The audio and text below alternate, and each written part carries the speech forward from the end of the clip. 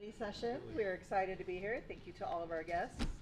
Superintendent, time is yours. Okay, thank you, Madam Vice President. We're excited to talk about recommendations for the last capital budget in Alpine School District. Thanks to B. Tweedy, who's here tonight, going to present, but thanks to the business team who is here, Ryan, Robert, Crystal, and Allison. Thank you all for being here. And thank you for all of the questions you answered in Finance Committee and all of the other things that we've done.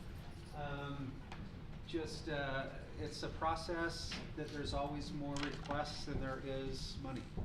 And it's a difficult one, but we've tried to keep the needs of our facilities, the equipment that we need so that we can safely operate that for our students and for our team members, and yet still be conservative and prepare for 3 strong districts and meet some of their needs. So with that as maybe an intro, we'll turn the time over to B and she'll take it from here. Okay, there we go. All right, FY27 capital budget recommendations. We started off this budget season, budget season starts in December, it goes till August, so it's quite a while. But there's 2 parts to it. There's the capital and the operations. So the capital is the first part, and then right after, like we're on the heels. We were talking about operations and finance committee today. So there's a part where we just kind of overlap the 2 a little bit. So, but tonight it's just capital. We have several capital meetings that we start to kind of plow through the numbers, the priorities, and try to align the revenue with the requests and the requests with the revenue. But those meetings consist of a subcommittee at the very beginning to kind of, everybody comes to the table who put in requests, and we work through those numbers and try to make them work with what the requests were.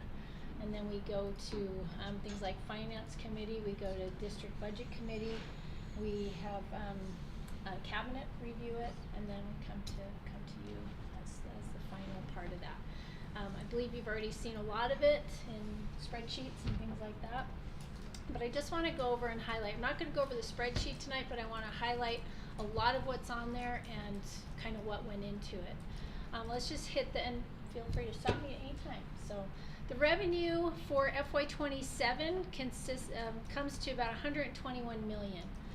That consists of the estimated FY26 fund balance, the estimated FY27 tax revenue. That tax revenue comes from an estimated capital levy with estimated property tax values that we get from the county.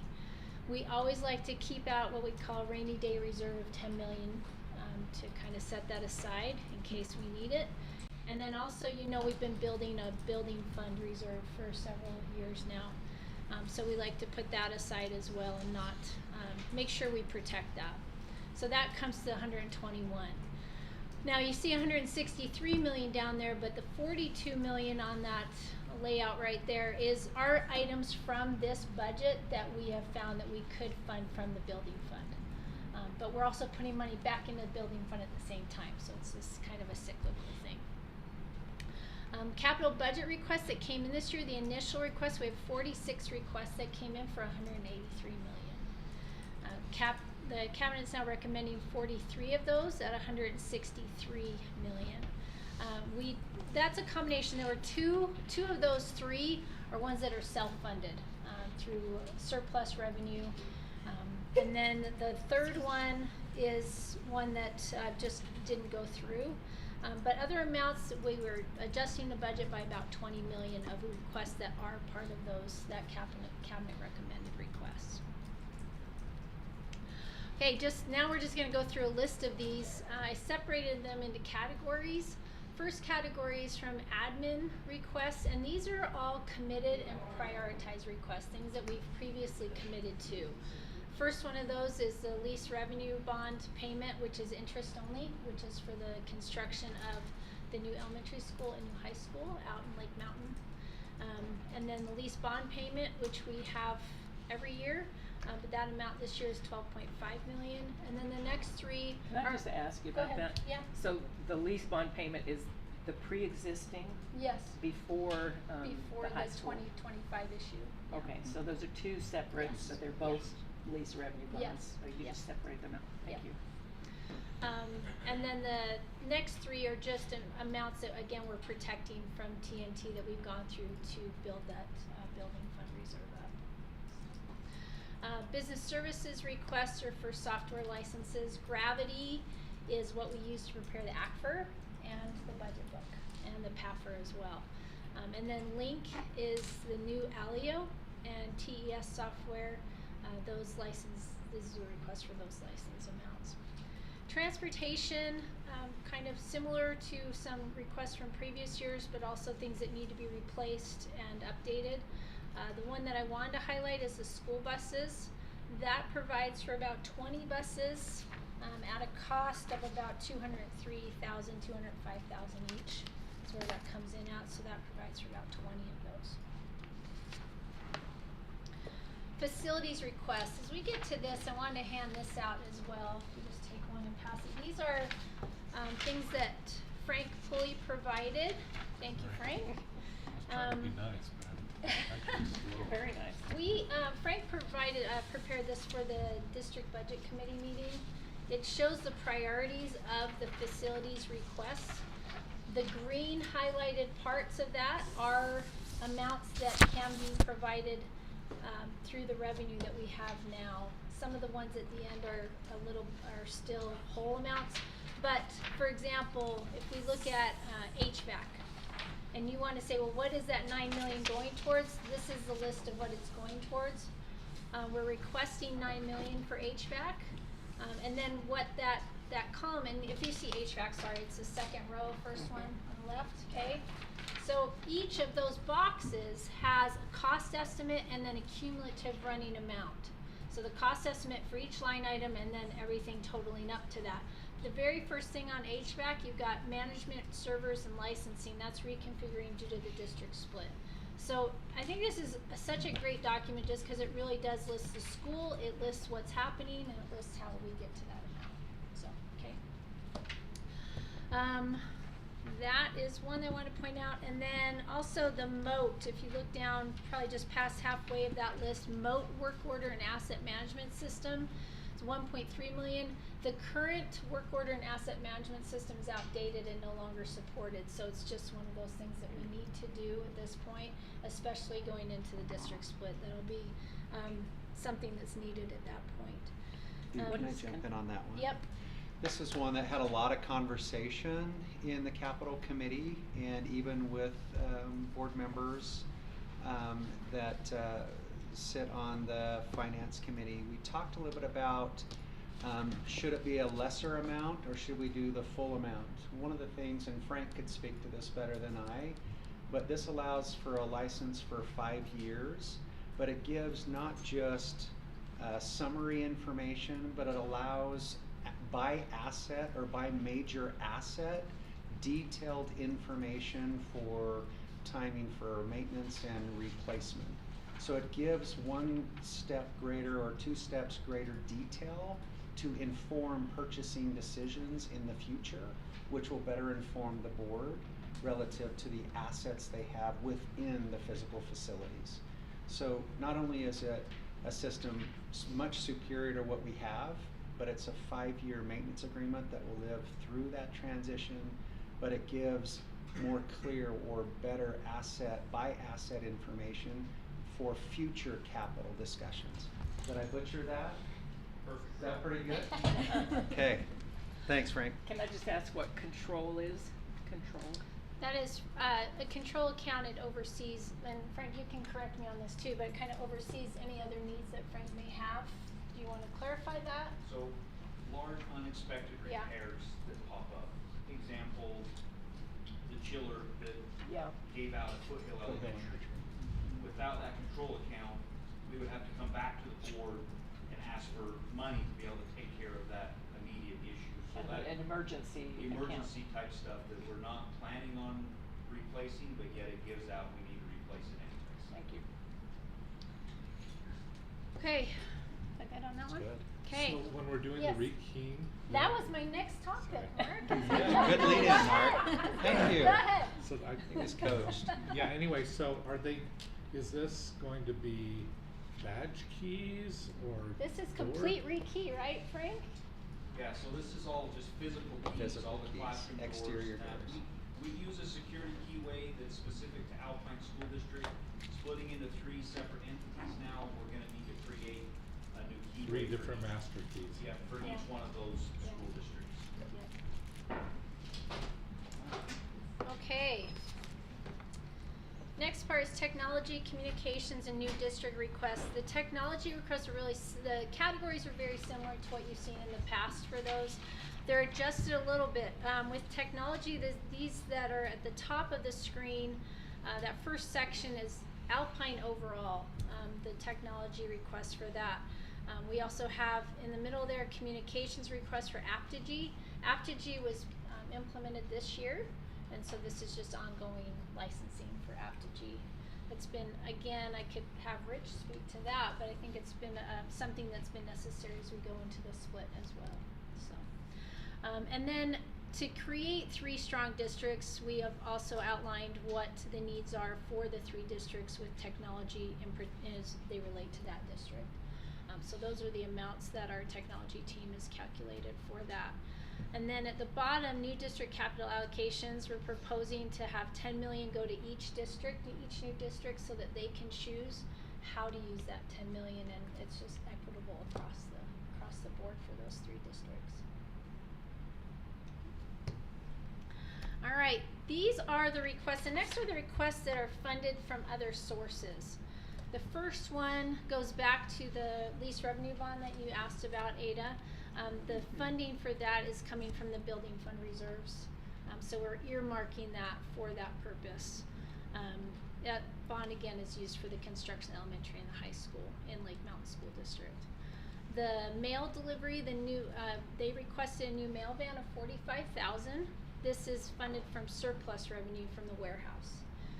The old mail van was to replace the 2013 Kia Sedona.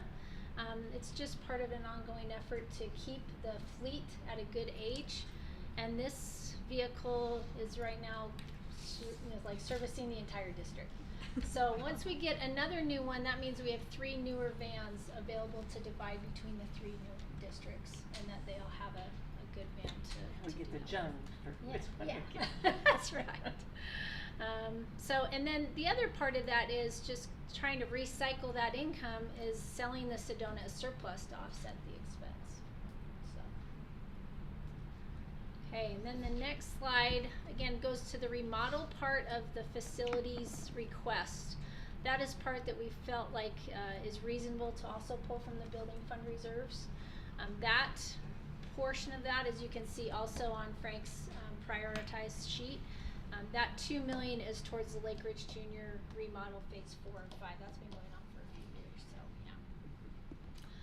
And then this one actually is a repeat from last year. I think we didn't get it done in time. Is to reconfigure some work at the warehouse. There's a part in that area that experiences pooling water and it freezes and becomes a safety hazard in the wintertime. So they're trying to reconfigure that. Again, that comes from surplus revenue that is generated at the warehouse.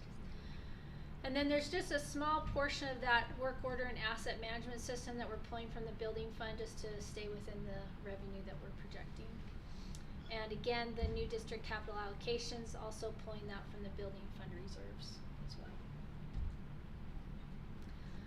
If additional revenue becomes available, these are just thoughts to increase the building fund that would eventually be divided amongst the 3 districts.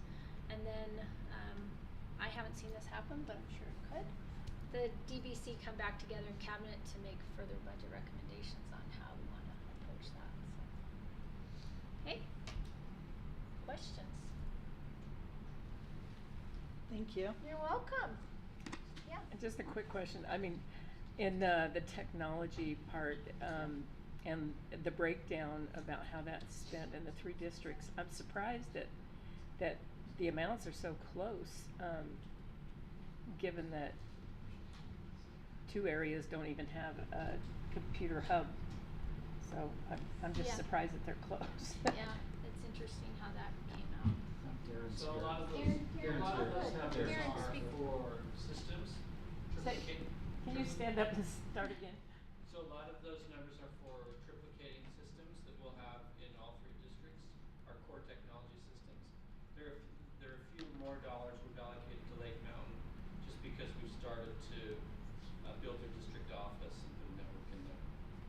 So the triplicate is what you're doing right now? Yeah, our hope Okay. is to help Alpine culture, help teachers be used to the technology that, we want them to have technology they're used to using. And so our plan is to triplicate our core systems and then meet with future boards and talk through what that might look like. Okay, thank you. Thanks, Darren. Any other questions? I just really appreciate this sheet. I assume That's that's Frank. Frank's really helps to see where the projects are taking place, and that we're keeping an eye on that, you know, when we come to the final decisions that need to be made. Thank you. I think it helps too if you ever have to circle back and say, okay, now we have more income and we can spend things on other things, so. It's good. Let me point out two things on that sheet too. There's a backside, so if you turn that over, there are a couple items there as well. So I just wanted to make sure that those items got a little love and attention. But as we talked through this, both in cabinet and with our operations team, just kudos to Eric, Frank, and our ops team. We tried to look really hard at potential schools that might be considered for future boundary study or consolidation, and we tried to screen those expenses to say, let's don't spend money in areas that we may not, or we may want to reconsider down the road, or new boards may consider. So the team really did a nice job in trying to look at that as well, to make sure that we're not spending dollars that may not be fully utilized or fully used. And that was something that this board has done in years past. With Valley View Elementary as an example, we looked at that. And again, the team did a great job trying to look at those types of things to say, let's get our dollars as far as we can and not spend them that we won't see the value for those expenditures. So again, kudos to the team for that review.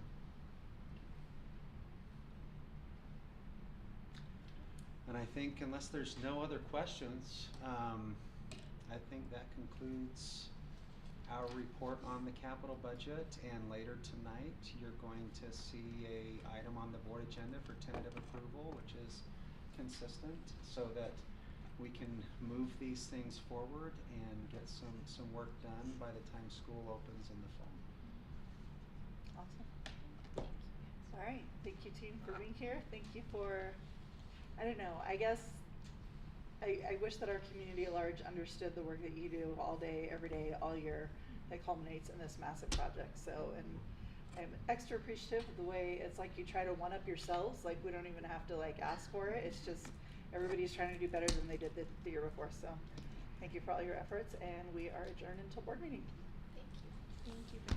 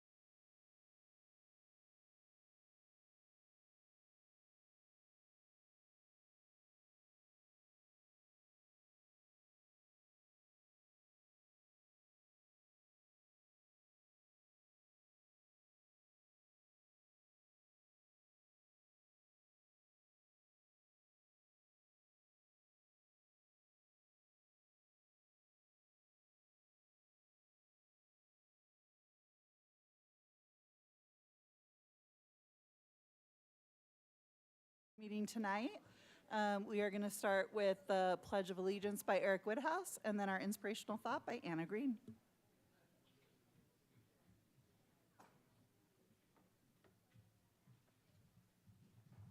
Please stand. Repeat after me.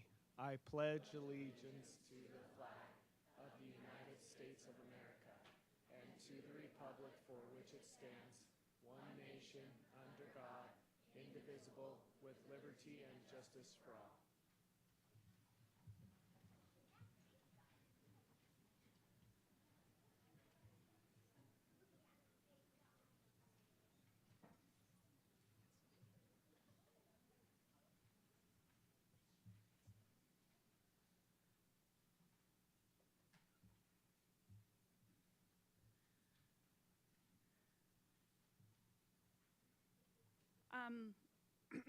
I'm the PTSA president at Canyon View Junior High, and when I think of the employees and students at Canyon View, the word that comes, pardon me, to my mind is grit. And so I wanted to share a quote by Angela Duckworth about grit. Grit is passion and perseverance for very long-term goals. Grit is having stamina. Grit is sticking with your future day in, day out, not just for the week, not just for the month, but for years, and working really hard to make that future a reality. Grit is living life like it's a marathon, not a sprint.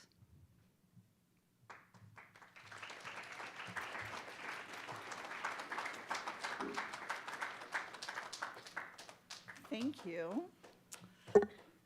Okay, we'd like to excuse Board Member Beeson tonight and welcome Board Member King, who is joining us online. Okay. As the Board of Education, it is important to us to recognize various accomplishments made by students, employees, and patrons from throughout the Alpine School District. As we honor the individuals and groups this evening, we acknowledge the families and others who have helped them achieve their goals. Thank you for the support you have offered to those that we recognize at this time. We appreciate your attendance here tonight. Okay, I would love to invite up Anna Davis, Mari Braithwaite, and Valen Thomas.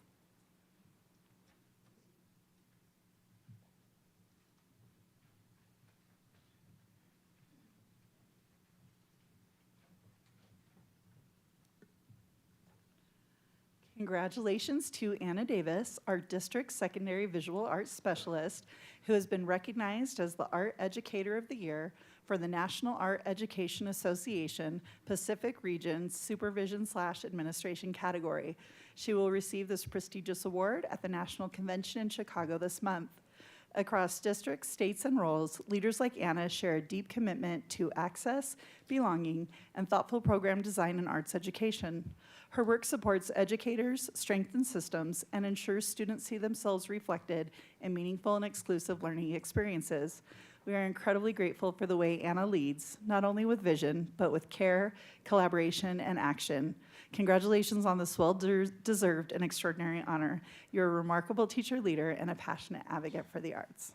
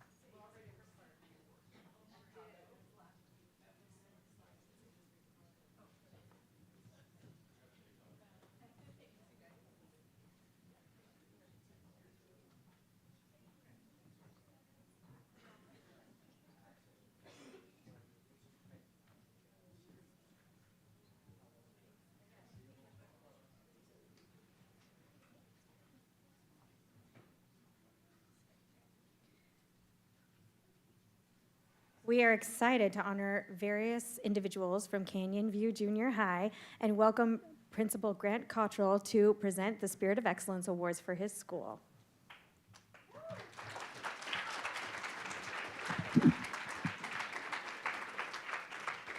Thanks, Emily. So we'll start with a couple volunteers, as we call your names if you come up. Megan Snow is always available to help and is actively involved in the PTA and the school community council.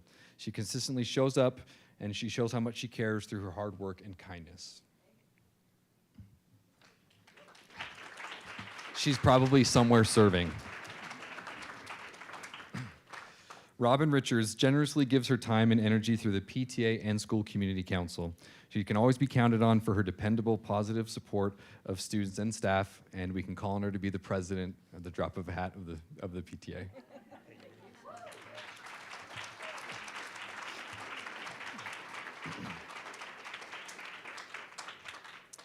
Suzanne Hollinger is Canyon View Junior High's administrative secretary. She strengthens our school community through her dedication, professionalism, and tireless behind-the-scenes work. She supports students, staff, and families with care while keeping everything organized and running smoothly, making Canyon View better because of her commitment.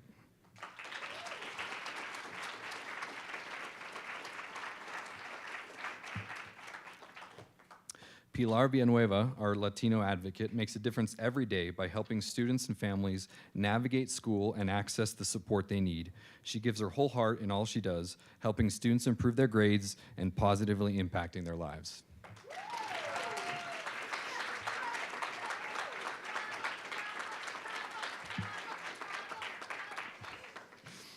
Natalie Gelfi, our innovative learning coach, is always willing to help and consistently goes the extra mile to support teachers and staff. Her knowledge, kindness, and collaborative spirit make a lasting impact throughout our building.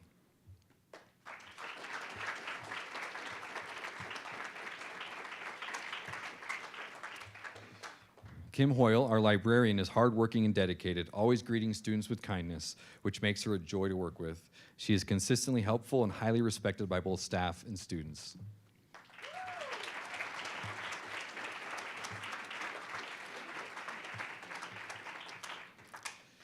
Jared McBride, our professional learning coach and cross-country coach and track coach, and is a knowledgeable and supportive leader who is deeply respected by both students and staff. He works tirelessly to help teachers and students succeed and can always be counted on for his steady guidance and encouragement.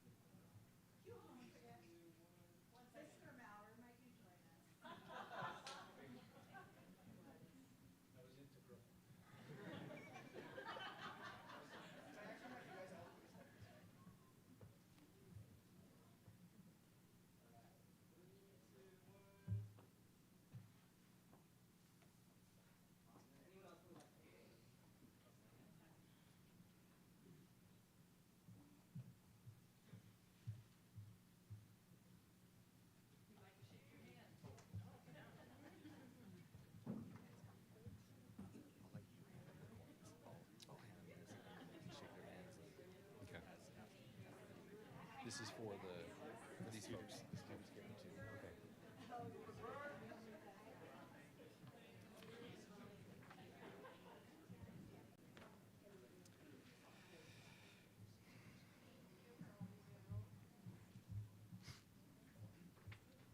All right, thank you.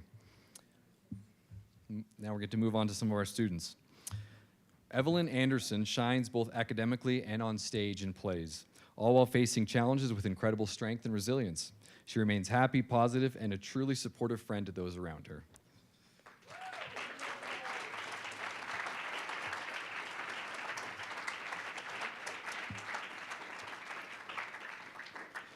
Jackson Goodman has proudly served on our Cares Council for the past 3 years and is also an active member of the Student Council.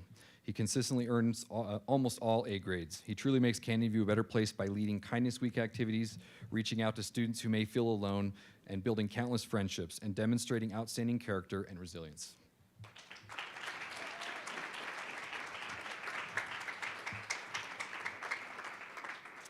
Guadalupe Valerio Hernandez, an eighth grader at Canyon View Junior, has faced significant vision and hearing challenges with remarkable resilience, courage, and an inspiring smile.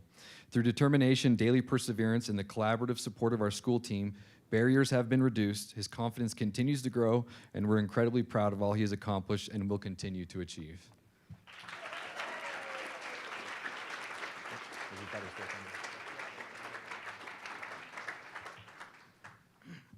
Jason Lapara always tries his very best and consistently earns strong grades through hard work and dedication. He is kind to everyone around him and sets a wonderful example of perseverance and character.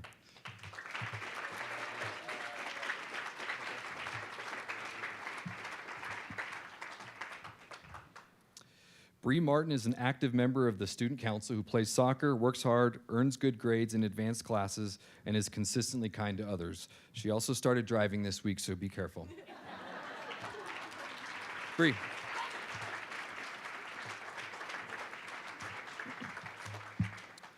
Amanda Nera Miranda is an active member of Latinos in Action who is a supportive friend, works hard, and serves as a positive influence by always striving to do her best.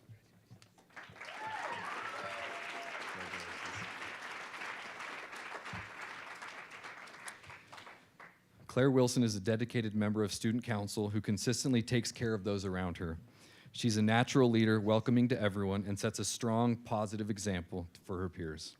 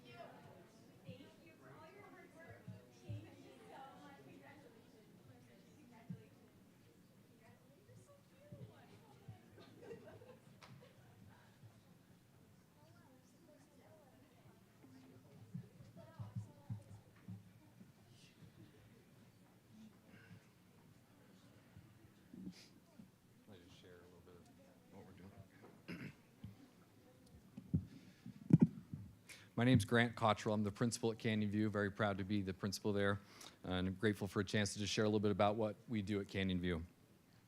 We're located in Orem, just at the mouth of Provo Canyon. We have 1,078 students, so we're the third smallest school, junior high in the district.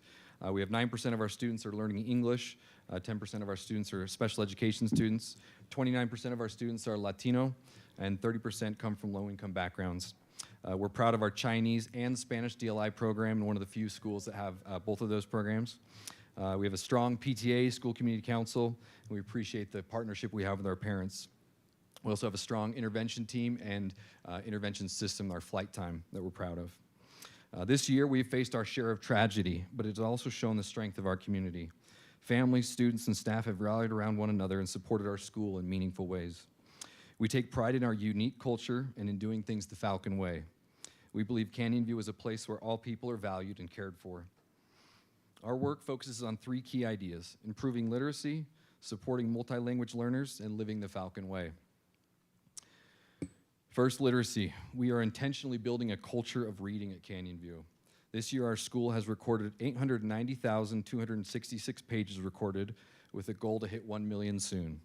And although we're the 11th largest school in the district, we currently rank third in district SORA checkouts, which shows that culture of reading.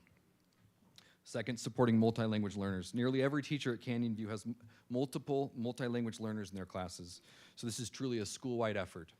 Special shout out to Ms. Cooper, our ELD teacher, who is amazing.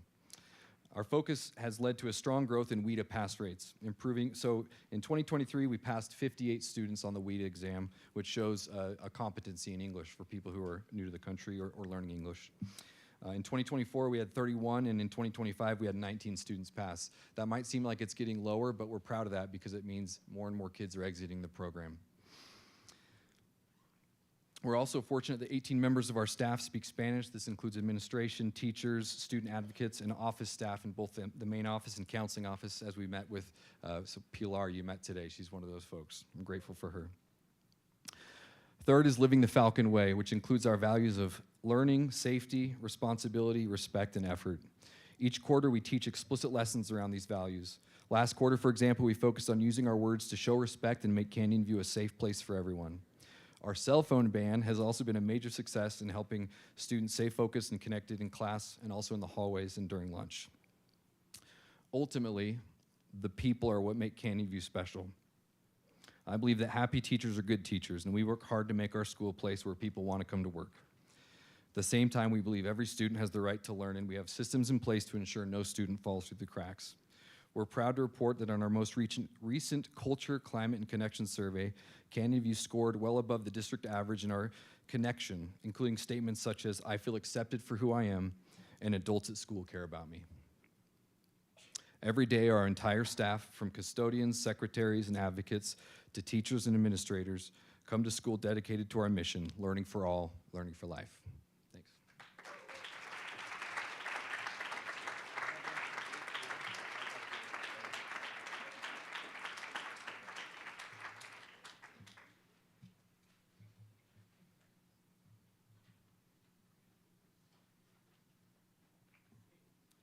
Alpine School District is thankful for so many teachers and staff members who excel in making a difference for students, parents, colleagues, and others. Tonight, we would like to recognize nominees who have been selected to receive the Alpine School District Rise Award. Remarkable, inspiring, selfless, and encouraging. Okay, our first Rise Award recipient tonight is Sonnet Udi, teacher at Shelley Elementary. She was nominated by Natalie Hogue, a parent, and we invite Sonnet, Natalie, and Principal Chris McDonald to come forward.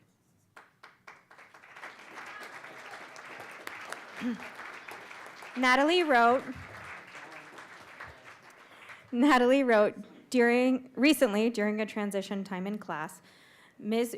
Udi, sorry if I'm saying that wrong, had the feeling to turn and look in the direction of my son at the other end of the room. She noticed he was oddly flapping his arms and jumping and knew instantly he was choking. She did not hesitate. With her intuition and ability to be calm, she administered the Heimlich, saving his life. She was also then able to calm the entire class, using the moments afterward to teach and bring peace to them all. That night, I told my son a miracle happened to him, to which he said, "No, Mom, I'm not the miracle. My teacher is."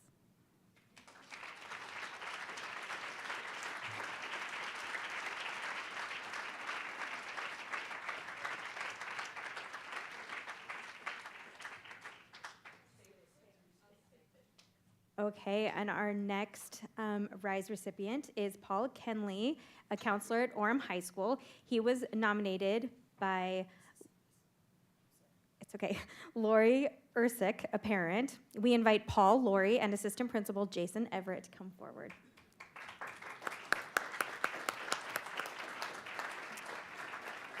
Lori wrote, "Paul is truly deserving of the Rise Award for his exceptional advocacy for students. He has gone above and beyond to support my children, acting as a reliable, trusted resource.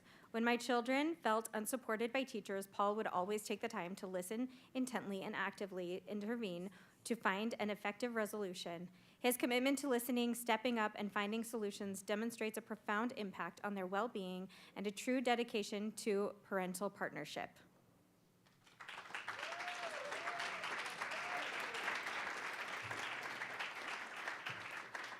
Next up, we have McCall Bateman, Casey, and Principal Sarah Smith.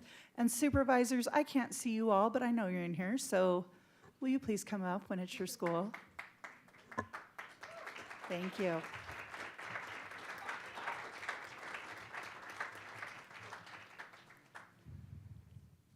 Casey wrote, McCall has worked with my blind daughter since she began her education journey in kindergarten. She's now in 3rd grade and has helped June become an amazing student. McCall previously hadn't worked with the visually impaired and actually learned Braille to be able to help June better. Incredible. We love McCall and appreciate the help that she has provided to our daughter over the years.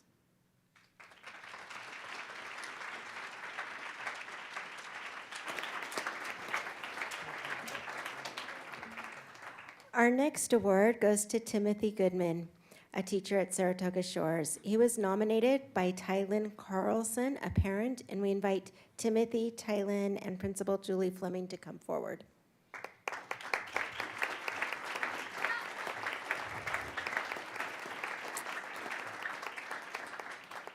Tylin wrote, Mr. Goodman was diagnosed with cancer and has been challenged in a new way, both personally and in his professional teaching career, to truly put the Goodman values to work: friendly, determined, honest, respectful, responsible, helpful, and positive. He has been such an amazing example as he lives the values he teaches to his students. Mr. Goodman demonstrates a determination and a positivity that is pretty incredible, and still shows up every chance he can between treatments to do what he loves most: teaching the kids he loves. The world needs more Timothy Goodmans in the classroom, and that's 100% true.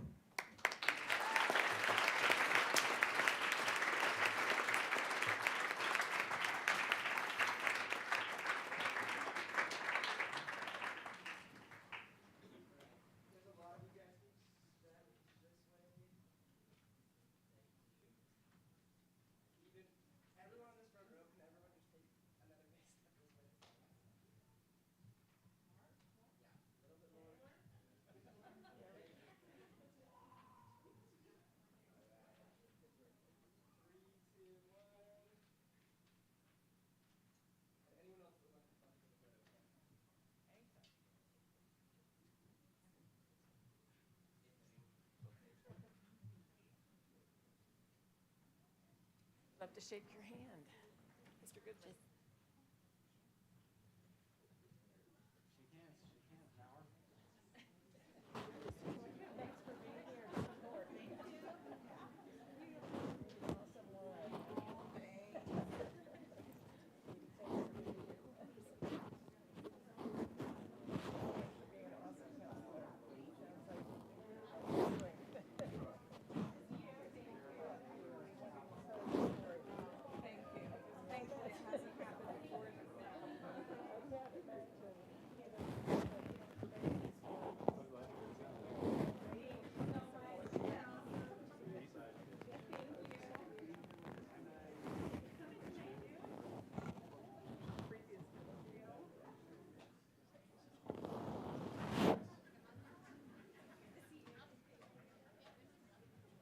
If you came to support somebody being recognized, will you please stand so that we might recognize you as well?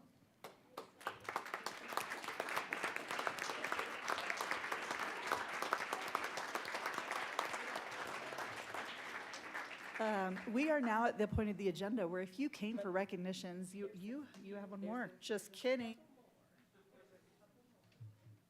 We would like to invite Anya Becerra to come forward.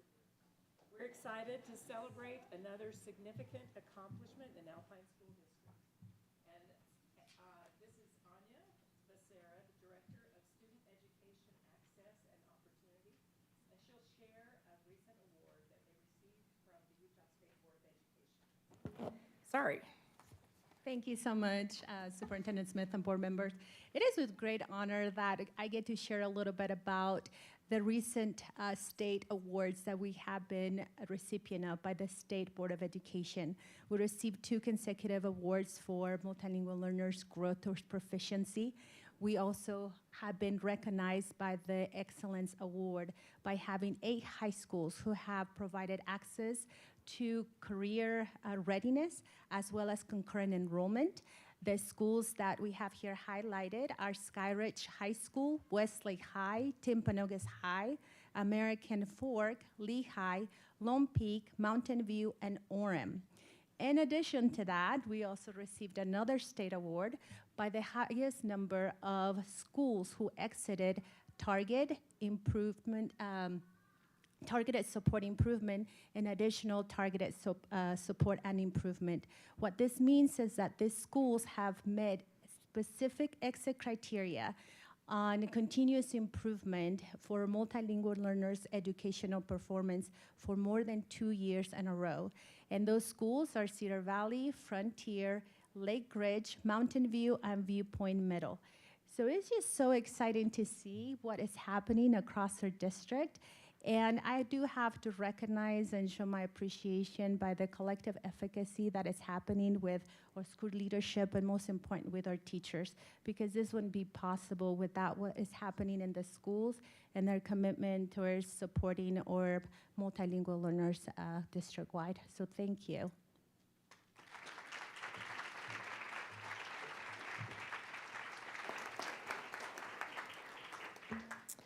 We would like to honor state championship teams from various schools. Award certificates will be sent to the schools to be given to the student athletes during their recognition ceremonies.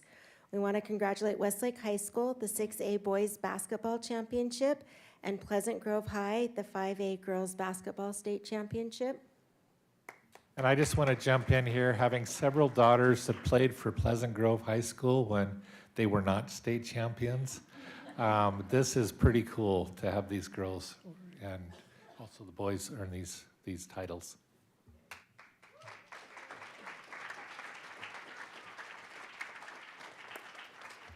Now we're at the point in the agenda where if you came for recognition, you may absolutely exit. Thank you so much for coming. Drive home safely.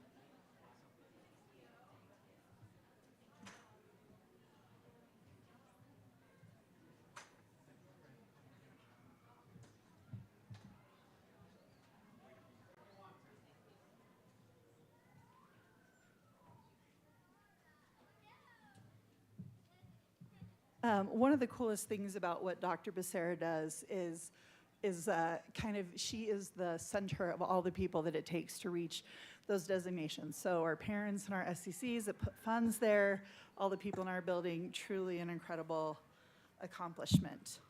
We now have up to 30 minutes set aside for public comment. This opportunity is allocated for patrons living within the Alpine School District boundary. A sign-up sheet was available prior to this meeting, allowing up to 10 patrons the opportunity to speak. Those living outside of ASD and those who are unable to sign up before all the slots were full can submit written comments at alpineschools.org/schoolboard. Scanning the QR code in the library will also direct you to the form. As you are called up, please introduce yourself by stating your name. You will be given 3 minutes to speak. While the board does not engage in discussion during the public comment period, they may arrange for a staff member to communicate with you later. Personnel issues are not appropriate discussion items for an open meeting environment. If you have a personnel concern, please contact a member of administration or put your concerns in writing and address it to the Board of Education. And we invite up Shanna Steinkoff.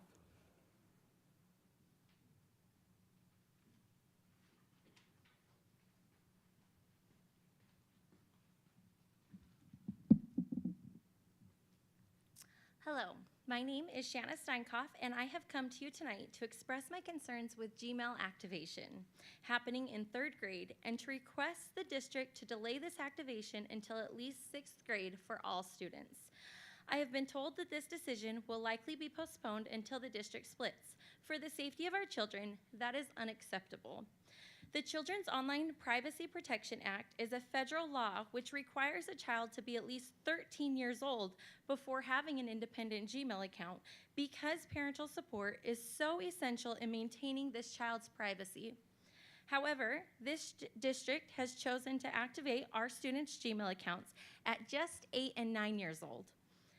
Then fails to effectively disclose to parents that these Gmail accounts aren't just activated, but the computer tech teachers are actively teaching them to use their clever accounts to log into Gmail, send and receive private emails, and teaching them how to change their password, all at just 8 years old. I have spoken to countless parents in this district, and I have not found one person who knew their child learned to navigate their Gmail account and actively engage in just 3rd grade. This is incredibly concerning and has left our children vulnerable to both committing and being victims to cyberbullying, sextortion, and other internet crimes. Over the last 2 months, I have been searching to understand why our 8 and 9-year-olds were being taught this. The more I have learned, the more concerned I have become. I have very thoroughly read through the state computer tech standards, the state keyboarding standards, and nationally recommended digital citizenship curriculums. None of these curriculums include learning to navigate Gmail accounts in elementary school, yet Alpine School District includes it. Recently, I met with 2 employees in this district's technology department in hopes to better understand the why. When I asked them the reasoning behind adding Gmail to 3rd grade curriculum, I was told the sole reason they teach it is because it's activated in 3rd grade, so the district feels they should be taught how to use it. Then I asked what the reasoning is for activating it in 3rd grade, and I was told that it was changed in 2020 because of COVID. According to the ICAC task force, internet crimes against children have skyrocketed 500% since 2020. This seems to go hand in hand with the lowering of grade level for activation. During an internet safety training that I attended with Michelle Bush-Upwall from the Utah Attorney General's office, I asked her from her experience how safe the district Gmail accounts are, to which she replied, "There has been a major increase in reported sexual exploitation using school email accounts." Claiming that the district accounts are so locked down gives parents a false sense of security. My 3rd grade daughter has an email waiting for her in her inbox from a 6th grade boy that we do not know. She should not be that easily accessible. As the largest school district in Utah, I ask you to be the leader in this state and make this simple change to protect our children. Please make this discussion a priority for this board. Thank you so much. Thank you, Shanna.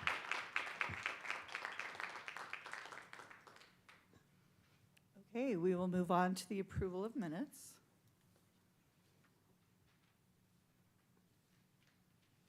I move that we approve the minutes. Second the motion. Okay, we have a motion from Board Member Peterson and a second from Board Member Clement. Any discussion? Okay, all in favor? Aye. Aye. Board Member King, was that you? Aye. Thank you. Okay, claims, Superintendent. The board's received the claims in your packet for tonight's meeting and would recommend you accept the claims. Move that we accept the claims. Do you have a second? I'll second. Okay, we have a motion from Board Member Wilson and a second from Board Member Peterson. Any discussion? Okay, all in favor? Aye. Aye. Aye. Routine business. The routine business tonight contains of a budget summary, the Alpine Foundation Board report, personnel hiring and releases, and a few school trust land amendments. Would recommend that the board approve the routine business. I move that we approve the routine business. Second the motion. Okay, with a motion from Board Member Lincoln and a second from Board Member Clement. Any discussion? All in favor? Aye. Aye. Okay, discussion/action items. Okay, yeah, let's invite Craig Brinkerhoff, Director of Legal Services for Alpine. He'll review policy 1312.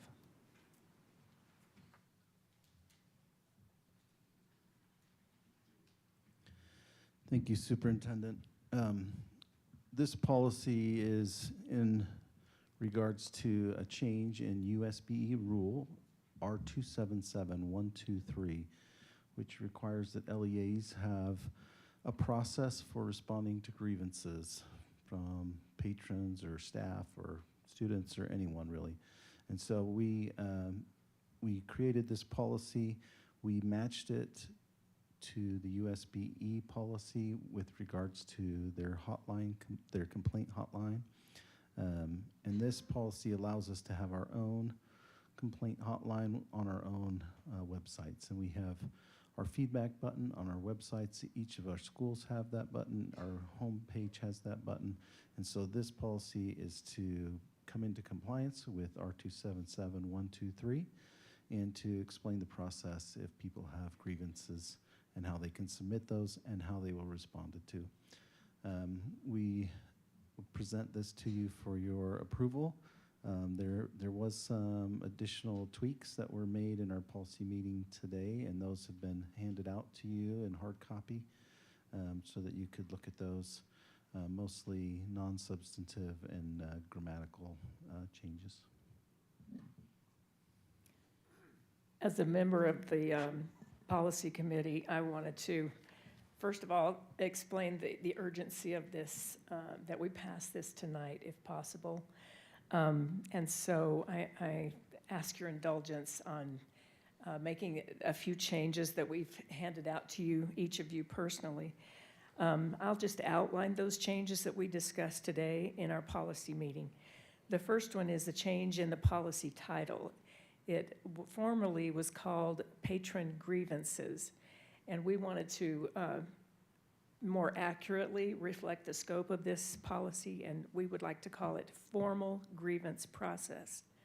Second, the policy of statement is revised to read, the Board of Education encourages timely, informal resolution of grievances at the level closest to the problem. This policy outlines the formal procedures for grievances regarding the actions of district employees, programs, and/or schools. The third change is a simple improvement in the words. And I was going to read that to you. It says, investigations must provide due process. Is that right? Yes. Investigations must provide due process and be consistent with ASD policy and Utah law. The next one says investigations must provide, these procedures shall be applied fairly to all parties. And then we identified that there was a section that dealt with the appeal process, and we felt like we wanted to make that separate so that it was clear that there was an appeals process. And then the last change is just to break up a paragraph to be a little bit more readable. With that, are there any questions on those changes that I just described? No, but I have a question. I don't know who's going to make this motion, but I would love if we could switch out where it says problem and maybe put concern. Level closest to the concern. I'm agreeable to that. Do we have any other discussion, or I'm open to a motion?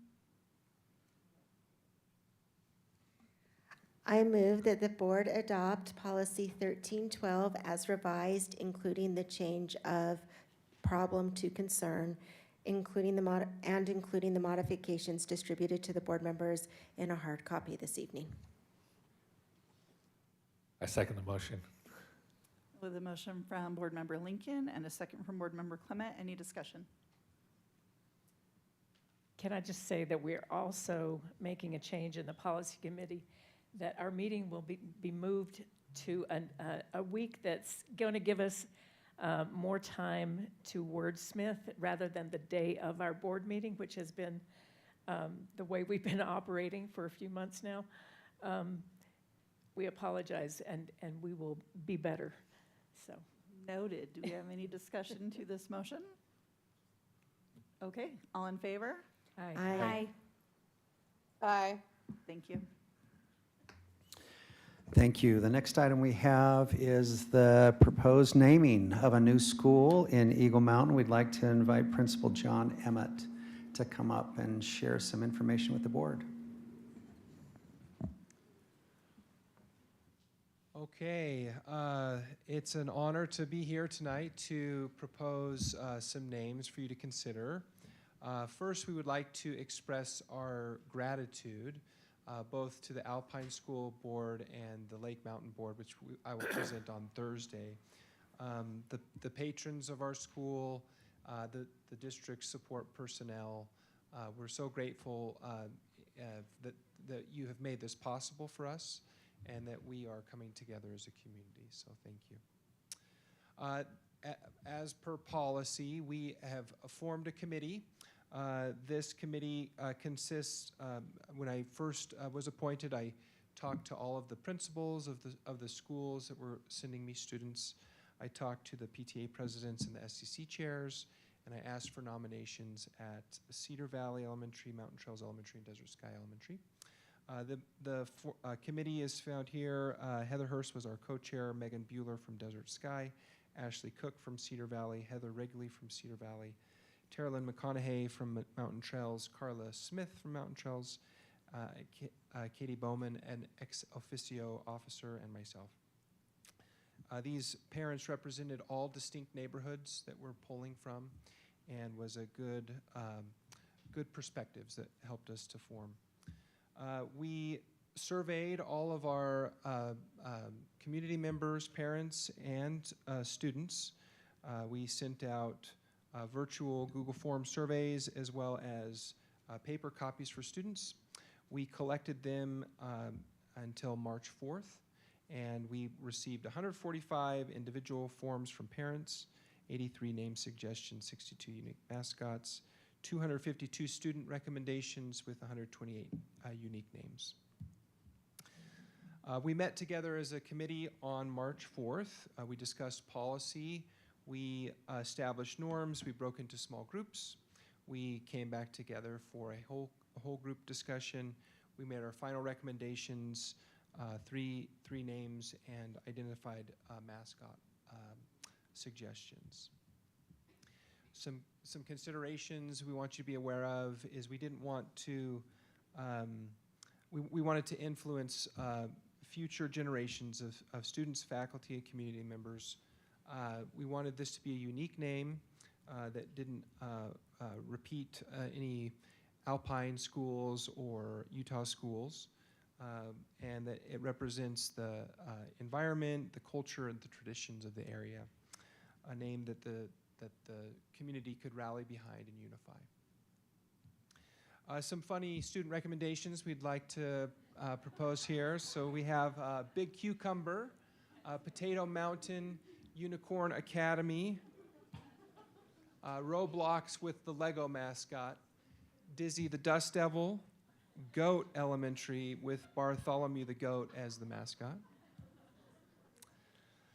Eggo Elementary, Mountain Dew Elementary, Pug School with Puggy the Wuggy as a mascot, Eagle Cows with the mascot Hippo Cows, not sure what a hippo cow is, but Power Ranger Elementary with the mascot Megazord, and Pokemon Elementary with the mascot Pikachu.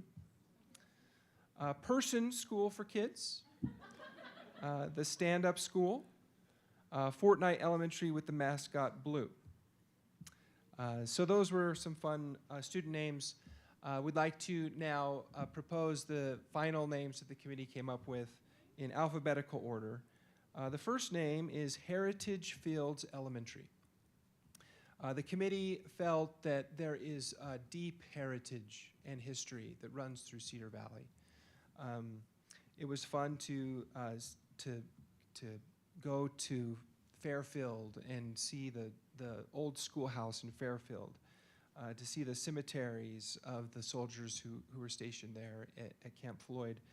The museums at Cedar Fort, our original settlement in the valley, and the deep tradition that comes through Cedar Valley Elementary.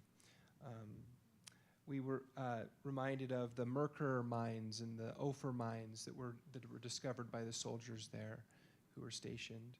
At one point, 1/3 of the entire United States military was stationed at Camp Floyd.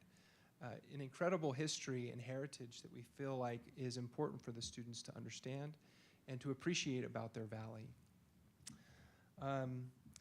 And not even to mention the Pony Express that runs right through the valley. The mascots we settled between Patriots, Hawks, and Falcons. We're still a little unsettled on the, we'd like to kind of get the name first and then settle on a mascot. Second name to consider for you is Juniper Basin Elementary. This is another way to say Cedar Valley. Junipers are the cedar that's referred to, and basin is another way to say valley. Junipers are a special tree. They are incredibly resilient trees. They can survive in drought. They can survive on good water years. They know how to self-prune themselves in years that are there's no water. And they have incredibly deep roots. Most of the mass of the tree is found underground. And this is another way to nod to the heritage of the valley and the history, emphasizing the deep roots. The color card is also listed there, so it kind of matches a bit. The colors inside the accent wall inside the school is a bit juniper looking, so wanted to consider that. One more nod to basin is the school is almost located in the very center of the valley, so we thought that was it was an interesting part of the naming process. And third is Sunrise Peak Elementary. So listed here, you can see the beautiful Ochre Mountains in a sunset or a sunrise. You can see there Lewiston Peak, Flat Top Peak, Low Peak, and Kelsey Peak, all peaks that we appreciate and inspire us in the valley. And you can see the sunrise coming over the Lake Mountains there. So sunrise is to inspire students to think upward, to be excited about their future, and to appreciate the rising generation that we have been entrusted to influence. So Sunrise Peak was the last name suggestion. Here is the color wall again for the school, so you can get a sense for what the school would look like. And we really appreciate you. This has been such an exciting opportunity for the committee and for the school to start coming together and unify our communities and the neighborhoods that we're serving. So thank you. Thank you. You did a fantastic job, so thank you for that. Board members, any questions, discussion? Do you know if any one of those three is the dominant, or has that been established? Yeah, the committee felt that we took multiple votes, and so Heritage Fields was the preferred, but we really do like all three, and they're all distinct and different. So they're beautiful names. Yeah. Anything that you would like to name, I guess we'll also rely on Lake Mountains Board's perspective as well. But thank you so much. Okay, thank you.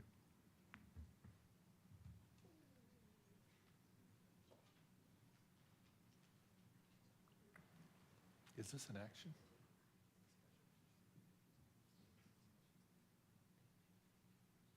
Board Member King, would you like us to discuss and delay vote till next time?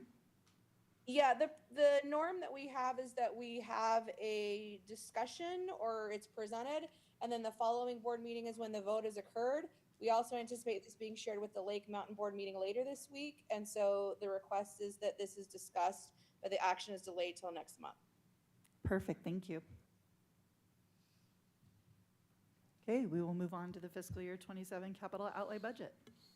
Okay, I just want to say thank you to everybody involved in the process this year. Would like to highlight some of our business services team, Jason Sunberg, B. Tweedy, Ryan Clark, Robert Boyer, Crystal Birch, Crystal Michaelis, and Allison Sabin. I think I got everybody. I'm looking out to see if I missed anybody. Ryan, Robert, Crystal. Okay. Just wanted to say thanks. It's always a difficult thing to have about $183 million of requests. And the board reviewed that detail in a presentation and study session. Our cabinet has made recommendations. It's been revised in Finance Committee, brought back to cabinet and reviewed, and is ready for your approval this evening. It's important to get started on this because we have a very short window to order buses and HVAC equipment and build portables that we hope to have in place to support our schools for this fall. Now, not all of those projects do get finished by the fall, but our hope is to get as many of those projects finished. In addition, we included our new superintendents of the 3 new boards in those discussions. We invited them to attend our capital meetings. We invited two representatives from each new school board to attend those meetings as well, to try to get feedback and understanding from them as well. So with that, would recommend that the school board approve the fiscal year 27 capital outlay budget for Alpine School District, which is the last capital budget that this school district will consider approval for. I will entertain a motion. I move that we approve the FY27 capital outlay budget. Okay, do we have a second? I'll second. Okay, we have a motion from Board Member Clement, a second from Board Member Peterson. Any discussion? I just want to thank everybody on the committees and that were involved. That's a lot of work to pare it down and to meet the needs as best they can with limited resources. So thank you for your work. I just wanted to chime in. This has been a year when we have lots of capital needs, and I think it's taken a lot of creativity to try to meet those ones that are essential. So I'm very much in support of this budget. I will also give business services my thanks. Every year they get better. Every year the process gets smoother, and it is, I don't know that everybody understands what a Herculean undertaking this is to do this massive Alpine budget. So thank you for all of the years of this. Okay.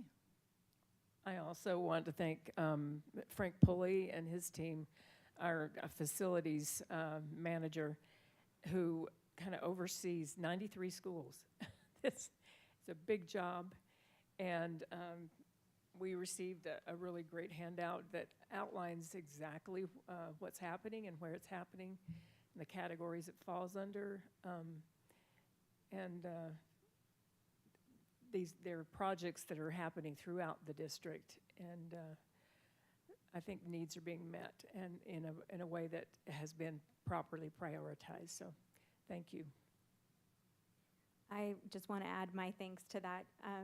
It's pretty awesome to come into these meetings and all of these different requests are laid out, as Board Member Wilson was saying, in a way that's easy to see what the needs are. And then we, as a committee and several committees, come together to figure out where the funding is going to go. And I just appreciate all of that backroom work that's done to get us to that place. So you guys are all great. Thank you.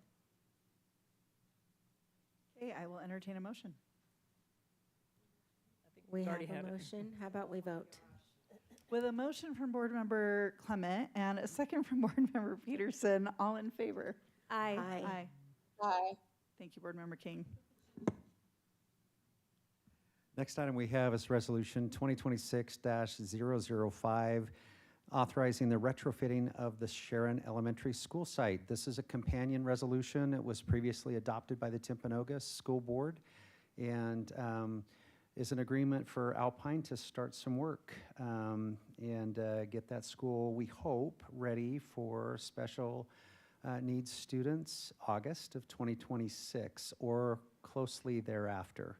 But the team is anxious to get to work and support that request. Would recommend your approval tonight. Okay, I'll entertain a motion. I move that we adopt Resolution 2026-005, authorize the retrofitting of the Sharon Elementary School site.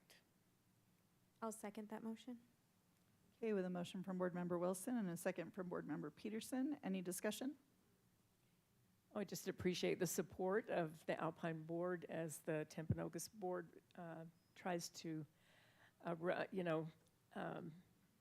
proactively meet the needs of these kids who are the most vulnerable in times of transition.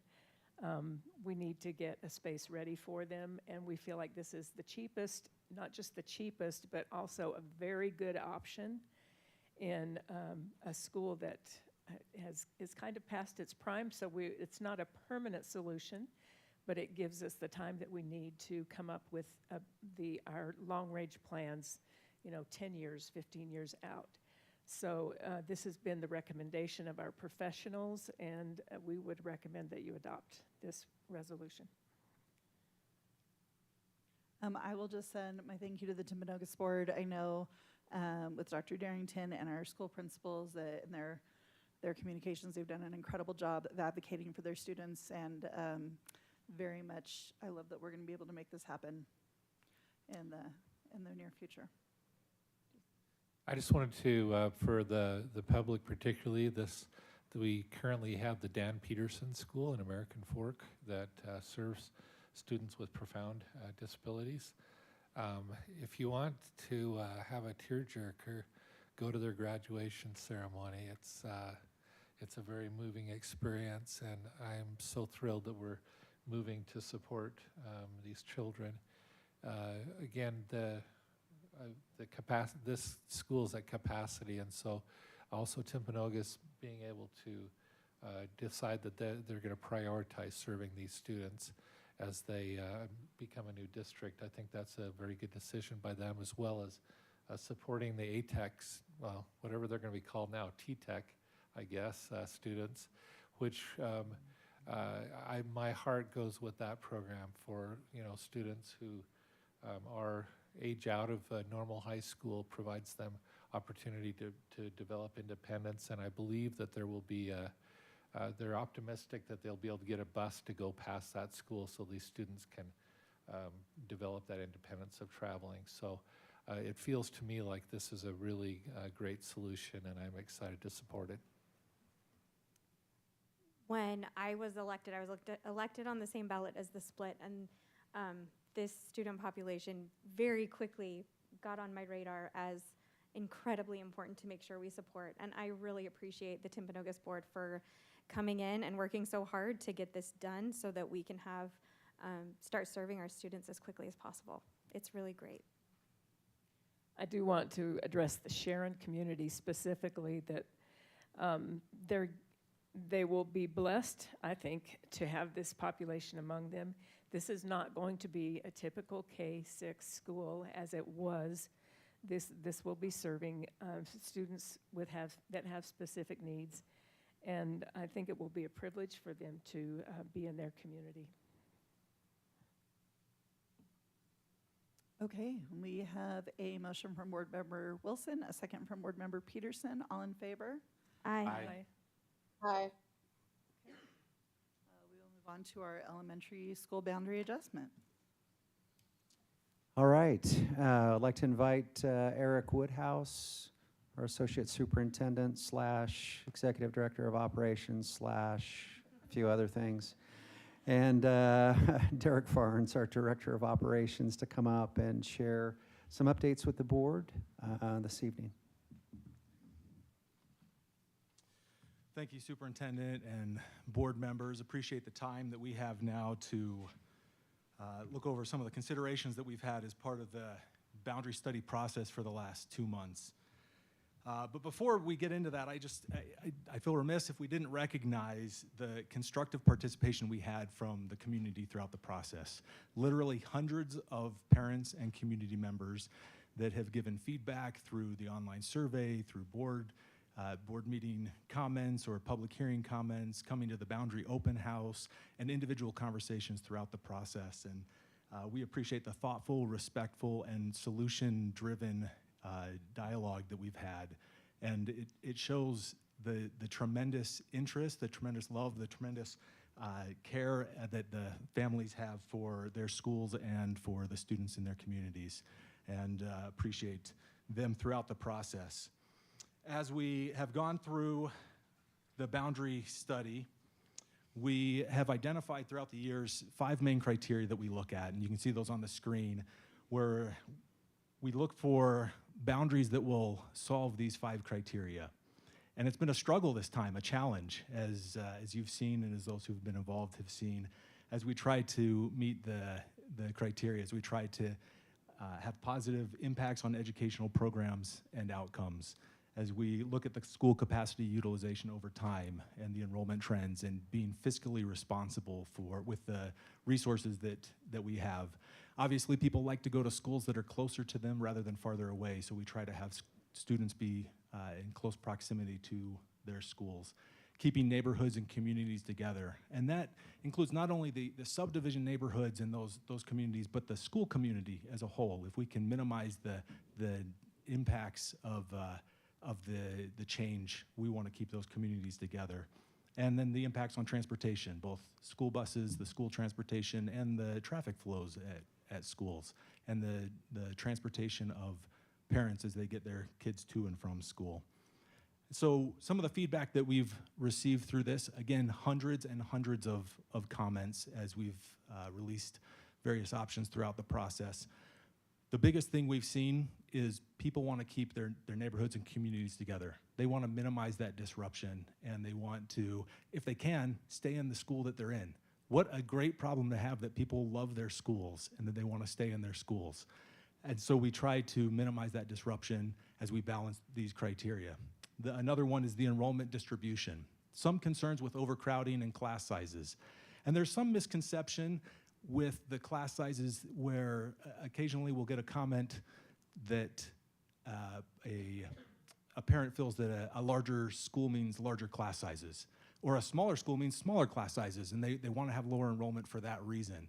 And that's not the case. It's a misconception, unfortunately, something we can do better in our process as we help to inform in the boundary process. And so overcrowding, though, we don't want to overcrowd a school. We don't want to have a school too large, and that's something, it's a challenge as we go through this process. Proximity to school, we've mentioned, is one of the criteria, and people mention that in their feedback. Impacts on transportation, specifically the safety and traffic concerns. 2 schools individual in particular that have some traffic concerns with pickup and drop off. And long-term planning, the need for additional elementary schools in the area. We recognize the area is growing, and the Lake Mountain School District is gonna need to meet that challenge and potentially provide additional schools as that area grows. And as we can see through the process, there's competing priorities.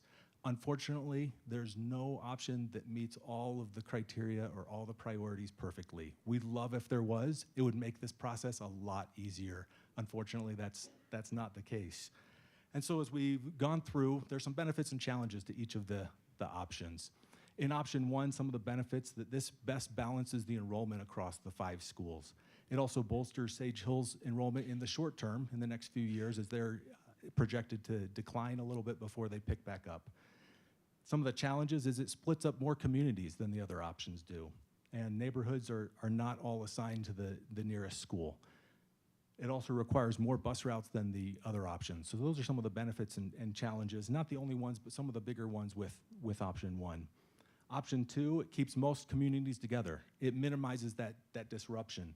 So almost all neighborhoods are assigned to their nearest school. They get to continue to go in almost all cases. There are some exceptions, but in almost all cases, they get to continue to go at their current school. It requires less bus routes than option 1. And in Sage Hills, it provides the capacity to grow in the future with some additional developments that are coming in the coming years. One of the challenges there is there's a high enrollment, as we can see, over 1,400 students in 2030 for Springside, and that would be a challenge for the Lake Mountain School Board to address as that grows very quickly over the next few years. In option 3, it's a balance between minimizing that disruption and balancing the school enrollment. It keeps more communities together, more than in option 1. Not as much, obviously, as in option 2 that keeps the most, but it keeps more than option 1. Most neighborhoods are assigned to their nearest school, not all, but most. And it requires less bus routes than in option 1. And similar to option 2, Sage Hills has capacity to grow with the large developments coming in that area. It does have the challenges of splitting up Wander and the Springside's current enrollment or boundary. Springside enrollment growth would be something that would need to be addressed. It's not as large as 2, but it does get above 1,200 in 2030, and something to continue to watch and address. And I know Lake Mountain is aware of that and is contemplating options for that. Saratoga Shore's enrollment as well would need to be watched as it continues to grow and gets above 1,000 in 2030. So those are some of the benefits and challenges of those 3 options. And as we know, the school boundary decisions require balancing several legitimate concerns and criterias and priorities, as we've mentioned, and no option is going to meet all of those. No singular option is going to satisfy every criteria.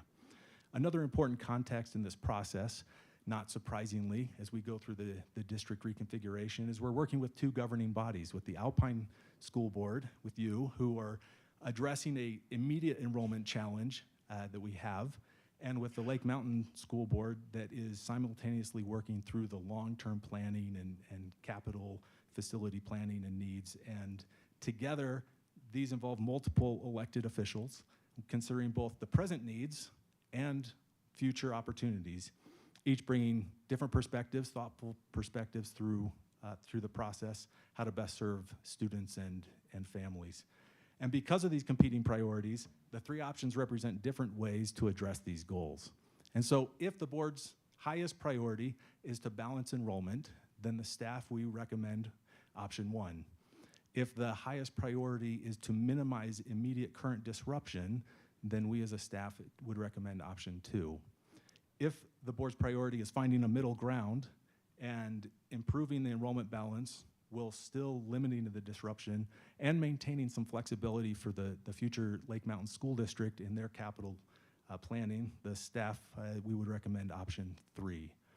And after discussions with the Lake Mountain School Board about these potential plans, we lean on option 3 and recommending that as a good balance of keeping as many communities together while still feasibly balancing enrollment and giving the Lake Mountain Board flexibility in their capital plans. Ultimately, each of the 3 options is viable. We wouldn't put them out there if it couldn't be successful. Some different challenges, different benefits, as we've seen. But the choice depends on which priority the board feels carries the greatest weight at this time, obviously. And so we thank you for letting us go through some of these considerations in this boundary study process. And at this point, turn it back to you if you have any questions about the options or the process or anything else. Derek, thank you for all your work, and to the whole team. It's been a really good process. Appreciate your tweaks to the process and the tools. So we have questions, or I will entertain a motion. Before I make a motion, I want to acknowledge that there are many people in this room and in our community that may be frustrated, angry, and feel like their voices were not fully heard. You may feel like the board didn't listen. You may feel like your neighborhood was prioritized behind someone else's. Some of you may feel like we don't care about the impact this has on your children. Others may believe that we are comfortable letting schools get above 1,000 students. Some may even think the district benefits financially if schools become overcrowded. These are real concerns, and I wanted to acknowledge them directly. The reality is that when we evaluate boundary options, every priority leads to a different map. As a board, we have been looking at several priorities as we study these boundaries, those that were mentioned: the impact of educational programs and student outcomes, school capacity and enrollment trends over time, proximity to schools, keeping neighborhoods and communities together, and the impacts on transportation. The feedback we received from community reflected many of these same priorities. Many families asked us to keep neighborhoods together and minimize disruption. Others focused on balancing enrollment, addressing overcrowding, and class sizes to ensure that students attended the school closest to their home. We heard concerns about transportation, safety, traffic, and the need to plan responsibly for future growth in additional schools. The challenge of each of these priorities leads to a different map. If we prioritize keeping communities together, we choose one map. If we prioritize balancing enrollment and capacity, we choose another. If proximity to schools becomes the top priority, we would likely choose a different map again. If transportation efficiently and safety is the priority, that points us to yet another option. The difficult reality is that no single map meets all of the priorities at the same time. This makes this one of the hardest boundary decisions I've been involved in. Every option solves one problem while creating pressure somewhere else. And if you asked a dozen people what priority should come first, you will get a dozen different answers. And I have asked more than a dozen people, and I have received more than a dozen answers. That is why this process has become complicated. If I had a magic 8-ball or a crystal ball that could tell me exactly which map would lead to the best outcomes 10 years from now, this decision would be a lot easier. But we don't have a magic 8-ball, and the crystal ball just doesn't exist. So we go back to trying to prioritize the things that matter most for our schools and our students, weighing the trade-offs and making the best decision we can given the information we have. For me, option 3 represents the most balanced approach among the competing priorities. It provides a balance between minimizing disruption and maintaining healthy school enrollments. It keeps more communities together, and I acknowledge it doesn't keep them all. It aligns the most neighborhoods that have schools closest to them, but I'm still asking some students to travel far. It requires fewer bus routes. It allows Sage Hills the capacity to grow with the large developments that are coming. It gives them a moment to breathe before we ask them to do the impossible, and with 3,000 homes in their boundaries, that will be the impossible. And it allows them a second to breathe before they have to carry that heavy enrollment load in the future. At the end of the day, boundaries are lines on a map, but that the decision we make tonight shapes the learning environment for our students every day that they experience, and I understand that. But with that, I move that we support option 3 for the boundary adjustment. Okay, with a motion from Board Member Lincoln, a second from Board Member Bateman. Any discussion? I will just say thank you to all the parents who emailed, who called. It's my least favorite thing to do as a board member. And so for me, this is prioritizing what the Lake Mountain Board felt was the best option. So thank you for all involved with that process. All in favor? Aye. Aye. Wait, oh, you had a thing. Oh my gosh, sorry. I just want to acknowledge this is not a community I'm familiar with, but I do appreciate the recommendation of staff, as well as I've listened to board members from this area, and it appears that option 3 gives the future board a little bit of leeway and time in figuring out what their plans are. And I do want to point out that some of these enrollments, as they get higher, there will be an easier conversation about funding a new school or 2 or 3. That's what drives conversations about new schools, is schools that need to be divided. So I think that there is some pressure there, but it's good pressure as far as what you want to see happen in your community. I think that's all.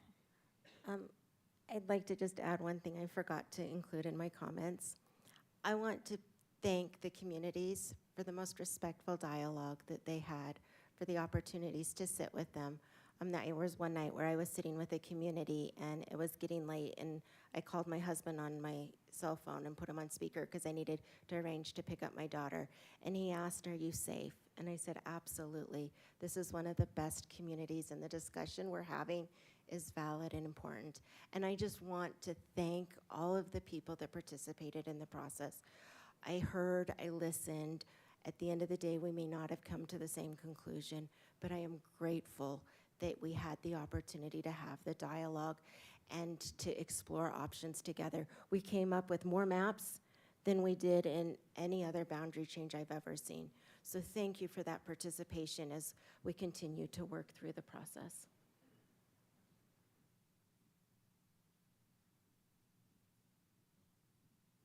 Okay, all in favor? Aye. Aye. Aye. Thank you. Okay, we will move on to the appointment of the superintendent.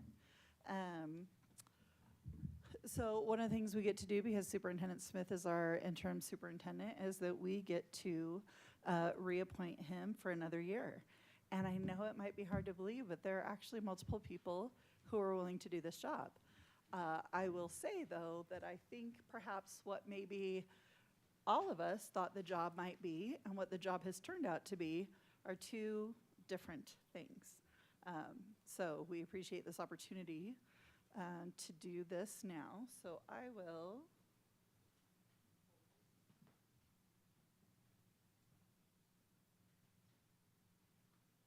I would like to move that the Board of Education appoint Rob Smith as Superintendent, Alpine School District, in accordance with Utah Code 53G 4301. I'll second that motion. Okay, with a motion from Board Member Bateman and a second from Board Member Lincoln, we'll move into discussion. I guess I'll just start with thank you for being willing to continue on. It would be totally understandable if he had said thanks for the experience. I'm going to peace out and spend some time with my family. I do believe he was living a lovely sort of retired life prior to coming back to this gig. It's not been easy. We will continue to have challenges as we go. Now conversations have moved, including 3 new superintendents, 3 new school boards. It's a lot. I appreciate Superintendent Smith's willingness to do different things. So probably things that everybody else is not aware of. He has not backfilled every position. So as people are moving on, whether it's to new districts or to higher ed or to the other places, he has led the team through creative structuring, I think, in a way that has allowed us to capture dollars that will benefit the new districts, but also in such a way that allows people to be supported. So I give my thanks to him and to the other people who are stepping up to do this. It is going to likely be a long next, not quite year and a half. And so your willingness to do this again speaks volumes to your character. And we'll do things that people have no idea to set us up for success in the future. So thank you.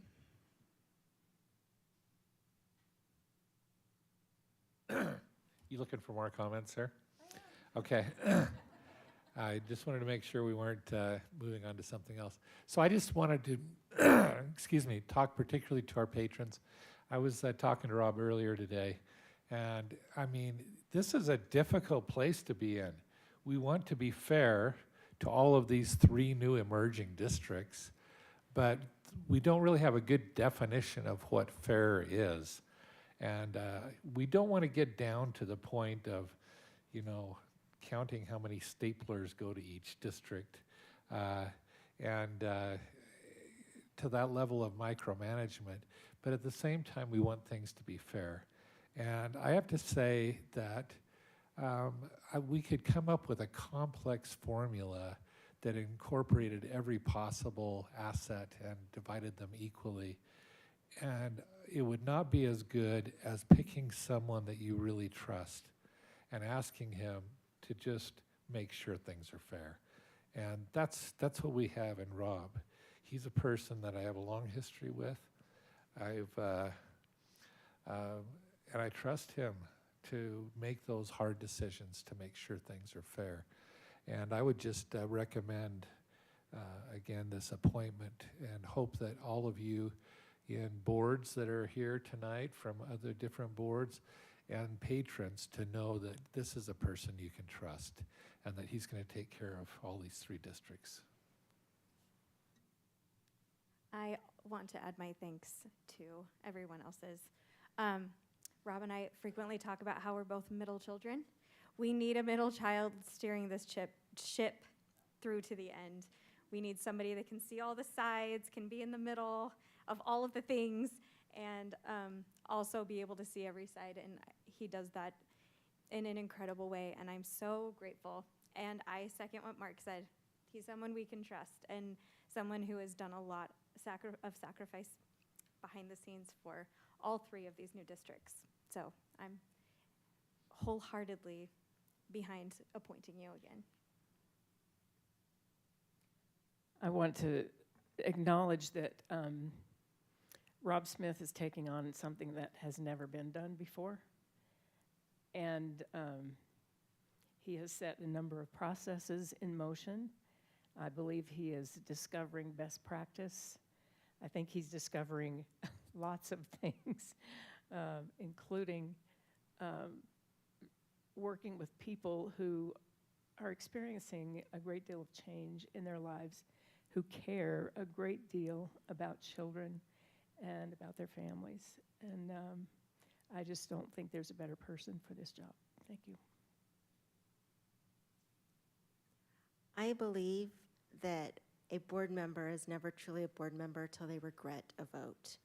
And it is not often when you regret a vote that you get an opportunity to make it right. And tonight I am honored to make a vote right. Rob, you have done an incredible job this last year, and I 100% support you as we move forward. Okay, with a motion from Board Member Bateman, a second from Board Member Lincoln, all in favor? Aye. Aye. Aye. Okay. Congratulations, Superintendent.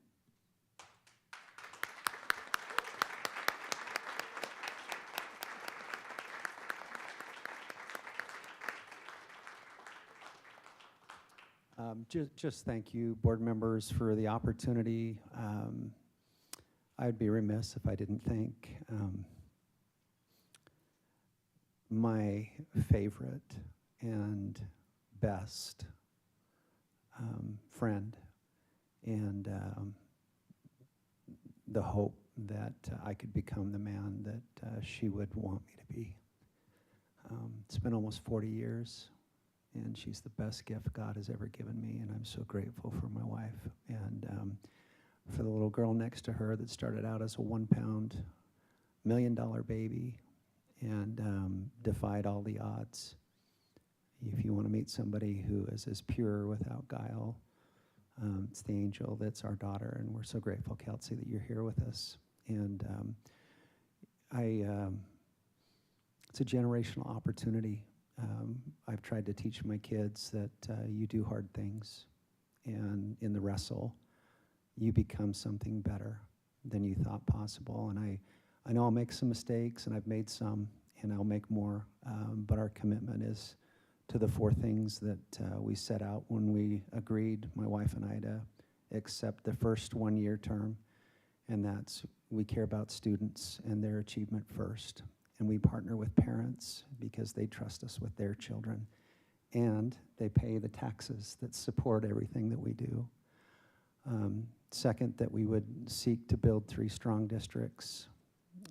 Third, we would try to equitably support, which is not equally, but equitably support a successful launch of those 3 districts. And then finally, we would care for our team throughout the process. And I think we're doing some of those things well, and there are things we can do better, and we're committed to continue doing better this next year. So thanks for the privilege to everyone that I get a chance to work with. Thanks for your patience. But again, just wanted to say thanks to a couple of people, and I guess let me also thank Bree. She's amazing, and I'm grateful for the support she gives as well. So, thank you.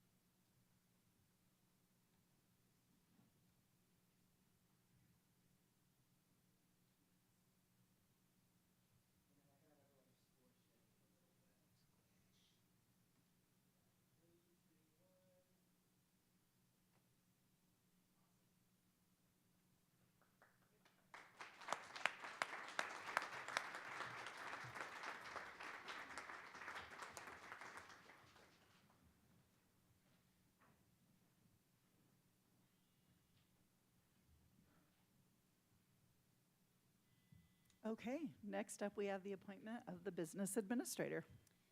I move that the Board of Education appoint Craig Carter as business administrator for the Alpine School District in accordance with Utah Code 53G-4301. Second the motion. Okay, we have a motion from Board Member Peterson, a second from Board Member Clement. Any discussion?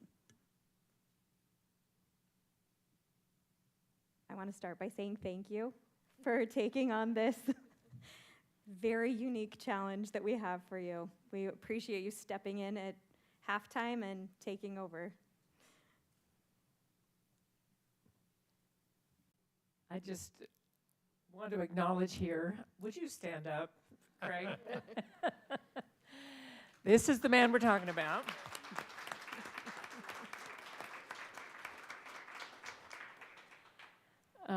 Thank you for accepting this position. We have had kind of an unusual process, but we have followed process.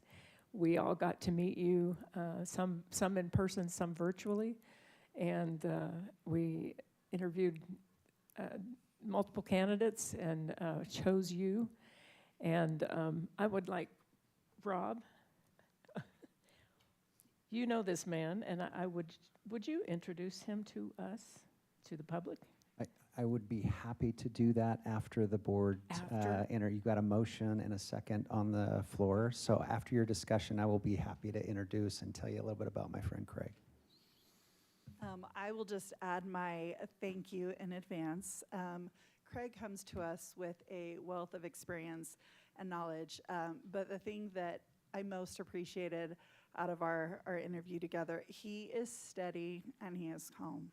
And in a sea of a lot of uncertainty, I believe that he's going to be an excellent partner to superintendent, and with his just expertise, it's going to be a really great remainder of the ride for us. So grateful that he was willing to step out of his lovely life and join. I think it speaks volumes to your commitment to children. So thank you.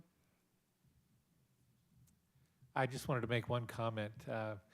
I think that, the role of a Board of Education is largely to appoint a superintendent and business manager. And we really appreciate this team. I feel very confident now that we're moving forward and we're fulfilling our role as a Board of Education. And so thank you so much. We've had opportunity to meet you virtually, but now we're going to get the chance to really work together, and I'm excited to do that. I just want to say I'm excited to roll up our sleeves and get to work. Welcome aboard. Could I just also acknowledge that our former business administrator, Jason Sundberg, has been hired by a new school district, and hence the blank chair on the dais. And we wish him well. He has trained a really wonderful team that I think, Craig, you will get to know very shortly and appreciate also as well. So thank you. So excited to welcome you to that chair with a motion from Board Member Peterson and a second from Board Member Clement. All in favor? Aye. Aye. Congratulations. And now we will, you're going to speak first. Yeah, can I speak here before we administer the oath of office? Yeah. Let me tell you a little bit about Craig Carter. It's almost, life's come full circle. About 27 years ago, Craig was the business administrator in Morgan School District, and I followed Craig. I was young, I think I was about 28, maybe 27 years old. And Craig was one of my first mentors. He left to go to Davis School District. And I was so impressed by him, his sweet wife, Lisa, and the amazing family that they've raised. And we've been colleagues in the business profession for decades. Craig has a keen intellect. He has a calm presence. He has a way better sense of humor than I could ever hope to have. He's a marathoner. And his love for children and family and community is just some of the hallmarks of this good man. And I'm just grateful. When I called him, he didn't send me to voicemail. And when we chatted, he said yes, that he would consider. And he's a good man, a great friend, and I think he'll be a great support to the board, to our business team, as we work through this generational transition. So that's Craig Carter, just a little bit about him. I could go on, but I won't. Anyway. Shall we take a photo?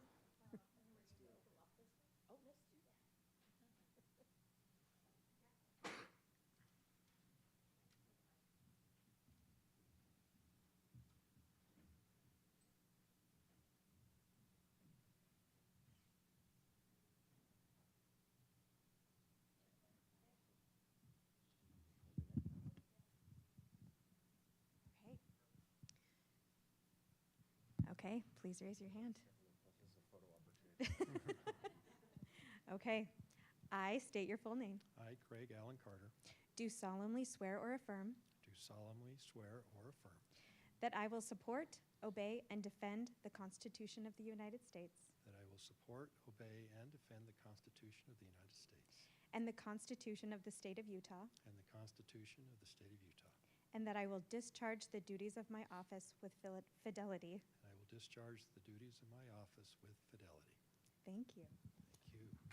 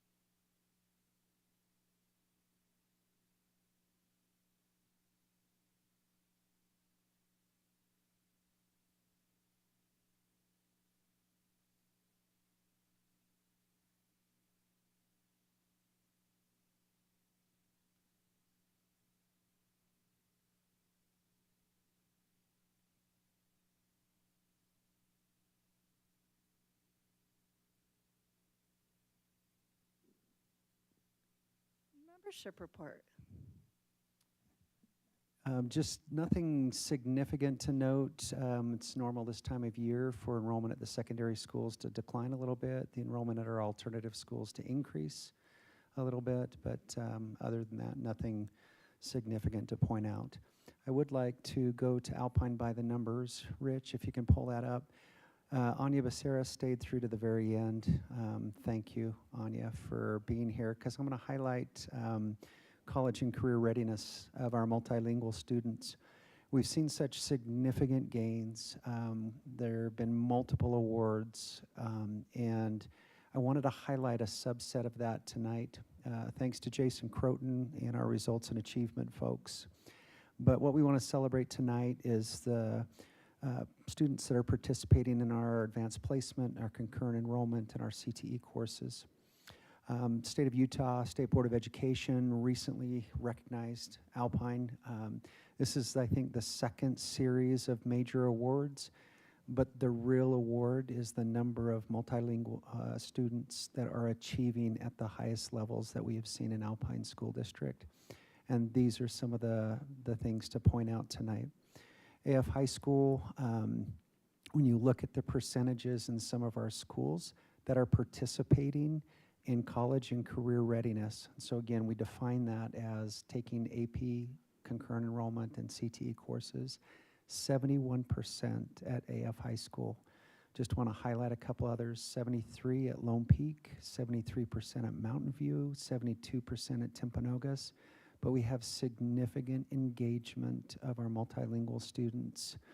You can see success at our AP, concurrent enrollment, and CTE, and just, again, phenomenal growth in the learning, which means phenomenal opportunity for these students and their families into the future. So just kudos to the entire team. Anya, I think the world of you. I think I told you that earlier tonight. But to celebrate and recognize the schools, and let me just highlight those, that received recognition from the State Board of Education. We also, as a district, received that, but American Fork High School, Lehigh High School, Lone Peak High School, Mountain View High School, Orem High School, Sky Ridge High School, Timpanogos High School, and Westlake High School. So just phenomenal work, and just let's give Anya and her team a round of applause.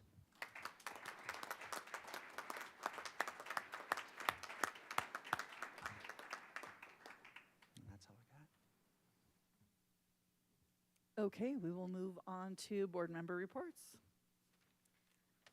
So earlier this month, in one of my SEC meetings, I had a moment with a parent who also is the spouse of one of our band directors.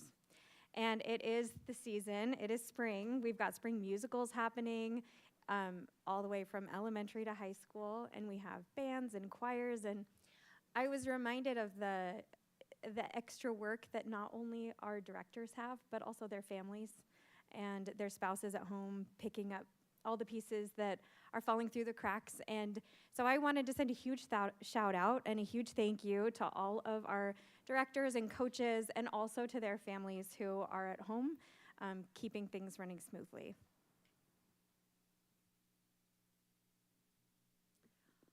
When I get overwhelmed, my favorite thing to do is to go into a classroom because that reminds me why I'm here. And I got that opportunity today to step into a classroom, and I was able to observe calm and learning and engagement and excitement for school. And so today I just want to thank all of the teachers across the district that show up each day, even on the days that feel hard, to do their best for our students and to provide environments where students can learn and to meet them where they are, regardless of how prepared they're coming to school that day, but to see them as individuals and to go to work. So thank you, teachers, for the work you're doing each and every day.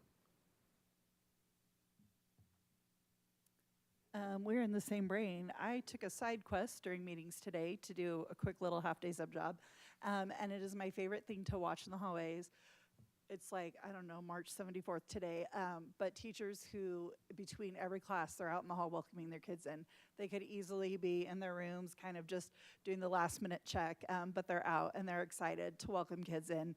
And I think especially after lunch, that is a challenging job sometimes, because perhaps maybe some of our students would like to take a little rest. And so just grateful for their energy, for the way they welcome kids.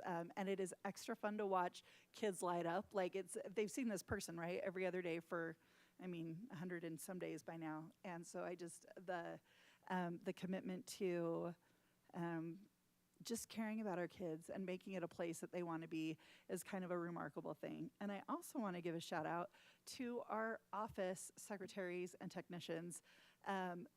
The amount of things that they run in their head, I think, would overwhelm us if we saw it on paper.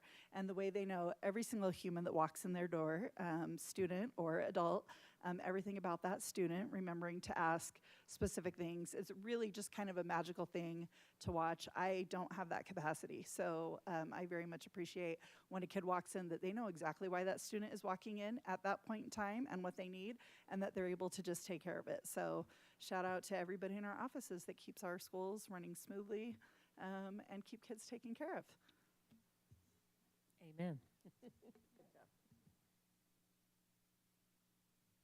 Okay, we have reached that point in our meeting where I will entertain a motion to adjourn. I move that we adjourn the meeting. Second. Okay, with a motion from Board Member Peterson and a second from Board Member Wilson, all in favor? Aye. Aye. Bye. Excellent. Thank you all. Have a good night.